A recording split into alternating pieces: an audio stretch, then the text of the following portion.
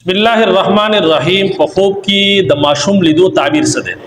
په دې حواله سره بلن خبره کوم، ما ته په دې حواله سره ډیر زیات کوم دي سوالات جمع شوي دي او ظاهره خبره ده مختلف حالتونه دي. په خوب کې یو ماشوم لیدو، دا شان دي ډیر شه ماشومان لیدو، په خوب کې خپل ماشومان لیدو، په خوب کې د بل چا ماشومان لیدو، په خوب کې خپل د لور پیدایش لیدو، دا شان دي په خوب کې د زوی پیدایش لیدو، دا شان دي په خوب کې خپل د خيستا زوی پیدایش لیدو، او دا شان دي په خوب کې خپل ماشوم چې کوم دی پغې کې راغستو یا د بل ماشوم پغې کې راغستو. دا مختلف حالتونه دي، د مختلف حالتونو په وجه باندې بیا ظاهره خبره ده د دې تعبیرات هم بیا مختلف وي. بهرحال رازو د ټولو نه اولنی تعبیر طرف ته کچري په خوب کې تاسو خپل د لور پیدایش ویني، کچري شادي شوی ویني، یعنی داسې کسان ویني، داسې زنانه یا نارینه ویني چې هغه واده شوی، هغه د لور پیدایش ویني، نو دا دغه لپاره خوشخبری ده د زوی د پیدایش. او کچري غیر شادي شوی ویني، نو دا دغه لپاره د خیر، راحت، سکون او د خوشخبری ملاویدو علامت ده. دغه شان د په خوب کې د زوی پیدایش لیدو، کچري شادي شوی ویني، نو دا دغه لپاره د لور د پیدا کېدو علامت ده. او کچري غیر شادي شوی ویني، نو دا دغه لپاره د مال او دولت او د خوشخبری ملاویدو علامت ده.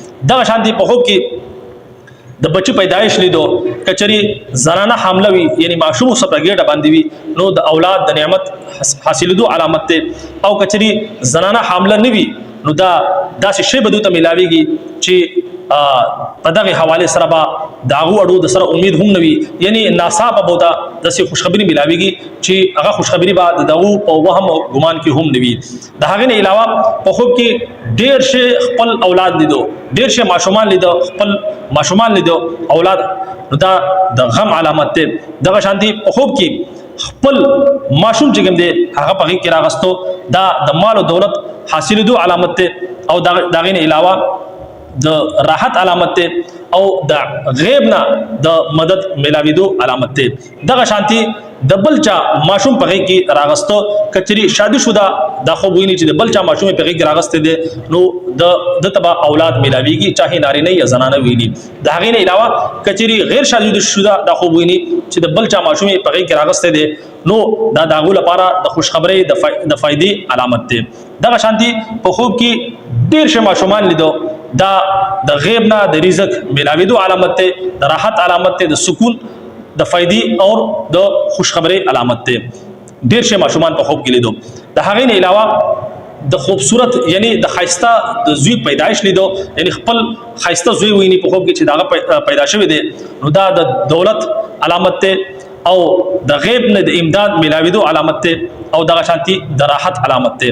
د هغې نه علاوه په خوب کې ماشوم چې کوم دی هغه روغ شي، په خوب کې ستاسو چې کوم ماشوم دی هغه روغ شي، نو دا د غربت علامت ده، د مصیبت علامت ده او د پریشانی علامت ده.